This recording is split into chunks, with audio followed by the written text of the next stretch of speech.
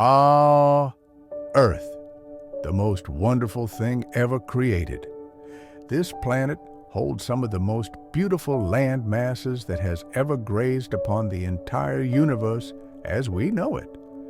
To live alongside the land, this world also holds different kinds of living organisms called animals. There are many different kinds of unique creatures that make up the animal kingdom, all sorts of shapes, sizes, colors, and personalities that make Earth so extraordinary.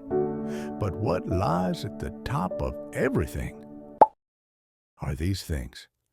This thing is called a human. A certain species known is the most intelligent creatures on the planet.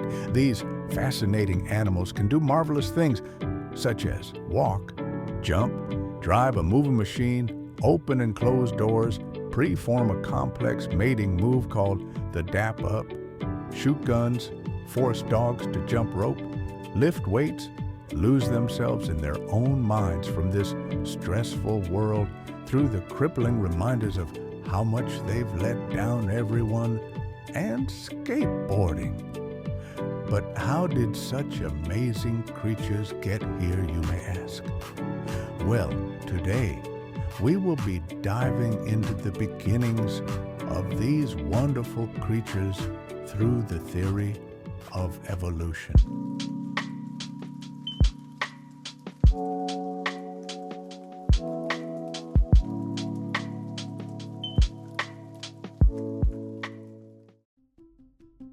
Oh, look! Here's a wild human that we were able to get up close and personal with.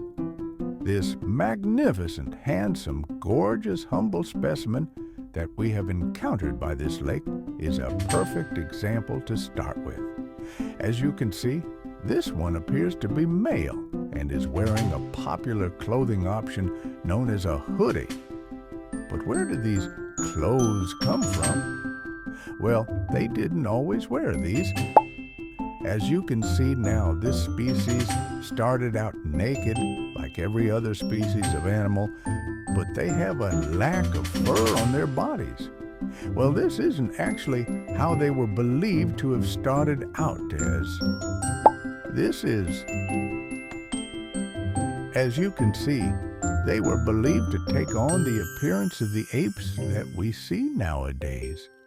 But they go even further than that. In fact, according to the theory of evolution, they originated in the water. Well, not exactly like that. Let me explain more. You see, every animal is believed to start out as a sea creature, eventually making their way up to land millions of years later through genetic adaptation. But where did we go from there? There are hundreds of theories as to where humans originated from, but the one I will be discussing is known as multi-regional evolution. The multi-regional evolution theory says that after Homo erectus left Africa around 1.8 to 2 million years ago, they spread into different parts of the world, Asia, Europe, and elsewhere. Instead of modern humans, also known as Homo sapiens, evolving in just one place, like Africa, they evolved simultaneously in multiple regions. But here's the key part. The different populations weren't isolated. They were connected through gene flow. Small but consistent migrations and interbreeding that kept them all part of one species. However, due to more modern research, multi-regionalism has mostly fallen out of favor in its strict form. Instead, scientists now recognize that there was some interbreeding.